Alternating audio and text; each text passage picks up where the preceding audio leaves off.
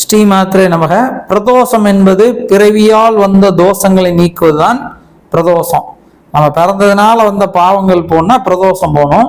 அந்த பிரதோஷம் என்ன கிழமையில வந்தா என்ன பலன், இதான் நிறைய பேர் கேட்டது.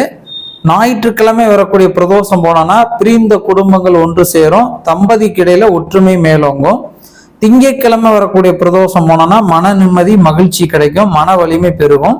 செவ்வாய்க்கிழமை வரக்கூடிய பிரதோஷம் போனோம்னா பித்ரு தோஷம் விலகும், முன்னோர் ஆசிகள் கிடைக்கும்.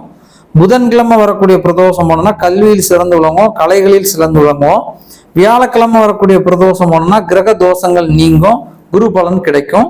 வெள்ளிக்கிழமை வரக்கூடிய பிரதோஷம் போனோம் அப்படின்னா உறவுகள் வளப்படும், சகல ஐஸ்வர்யங்களும் கிடைக்கும், சுக்கிர யோகம் கிடைக்கும்.